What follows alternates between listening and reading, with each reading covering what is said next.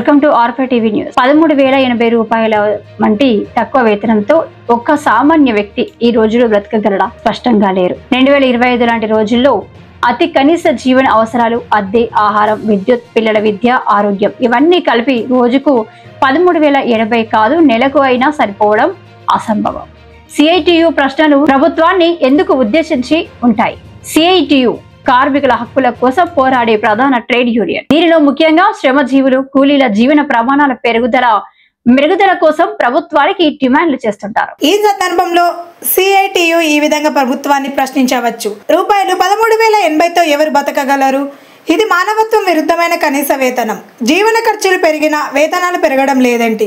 ప్రతి కార్మికునికి కనీసం వేతనంగా నెలకు రూపాయలు 21,000 ఇవ్వాలని 2017లో కేంద్ర ప్రభుత్వం తెలిపింది. అది ఎక్కడ ఉంది? ప్రభుత్వమే జీవన ప్రమాణాలు పెంచుతుంటే కార్మికులకు దాని లాభం ఎందుకు ఇవ్వకూడదు?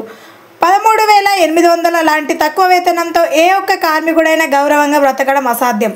అందుకే యూనియన్లు, ముఖ్యంగా సిఐటియులు వంటి సంస్థలు ఈ విషయంపై ప్రభుత్వాన్ని నిలదీయడం పూర్తిగా సమర్థనీయం. రూపంలో చర్చలు తీసుకొని రావడం జరిగింది.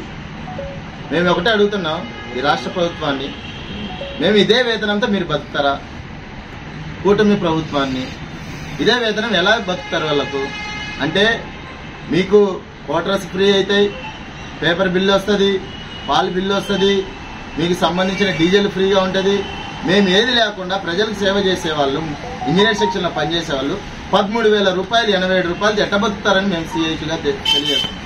మున్సిపల్ యూనియన్గా మీరు గుర్తుపెట్టుకోవాలి, చంద్రబాబు గారు కానీ కూటమి ప్రభుత్వం కానీ ఈరోజు అనేక పథకాలు, గవర్నమెంట్ పథకాలకు సంబంధించి అనేక పథకాలు ఉన్నాయి. అంటే ఆప్కాస్ పేరుతో ఐడి నెంబర్ వచ్చింది కాబట్టి మీరు ఎంప్లాయీ కాబట్టి తల్లికి వందనం సంబంధించింది కానీ రేషన్ కార్డులో మా పిల్లల పేర్లు ఎక్కించుకునే దానికే లేదు. ఏమన్నా మాట్లాడితే ఆధార్ కార్డు కొట్టి ఎంప్లాయీ అని చూపిస్తాను. అంటే మాకేమైనా పర్మనెంట్ చేసినారా? మాకేమైనా 50,000 జీతకాలమా? ఏమైనా ₹1,00,000 ఇస్తున్నారా? దీంట్లో ఎంప్లాయీని చూపించడం ఎంతవరకు? గతంలో ఉండే గవర్నమెంట్ పథకాలకు సంబంధించి ఇంజనీర్ సెక్షన్ కార్మికులు మోసం చేయడం జరిగింది. ఈరోజు పారిశుద్ధ్య కార్మికులు కానీ ఈ ప్రభుత్వం మోసం చేస్తాను.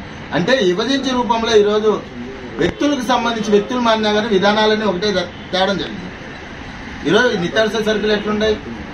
అందుకే ఈ నెల 12వ తేదీ పెద్ద ఎత్తున ఇంజనీర్ సెక్షన్లో పనిచేసే కార్మికులకి సపోర్టుగా మేము కానీ సమ్మెలోకి సిద్ధమవుతామని పారిశుద్ధ్య కార్మికులుగా చెప్తున్నాం.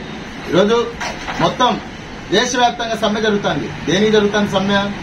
ఈరోజు అనేక మంది వెంటనే దానికి సంబంధించింది యాక్సిడెంట్ అయితే వాళ్ళని జైలుకి పంపించే రూపంలో ఉంటారు. ఈరోజు కార్మికుల పక్షాన ఈరోజు మేము అడుగుతున్న కేంద్ర ప్రభుత్వాన్ని, ఈరోజు పంజాబ్లో పర్మనెంట్ చేసినారు, కేరళలో పర్మనెంట్ చేసినారు, కర్ణాటకలో పర్మనెంట్ చేసినారు, చెన్నైలో పర్మనెంట్ చేసినారు. ఈరోజు ఉండే రాష్ట్రంలోనే, ఈరోజు ఉమ్మడి రాష్ట్రంలోనే మొత్తం దేశవ్యాప్తంగా ఎందుకు పర్మనెంట్ చేయలేక మోడీ ప్రభుత్వం చేస్తుంది? అంటే ఆదానికి, అంబానికి పెట్టుబడిదారులుగా ఈరోజు చేస్తారు. ఈరోజు కార్మికుల పనిది ప్రాణాలు తెగించి సాధించిన 8 గంటల పని దినాన్ని ఈరోజు కార్మిక చట్టాలని ఉల్లంఘిస్తున్నారు నరేంద్ర మోదీ గారు. మేము వ్యతిరేకిస్తున్నాం. దేనికి వ్యతిరేకిస్తున్నాం? పర్మనెంట్ లేదు, ఆశా వర్కర్ కానీ ఏది కానీ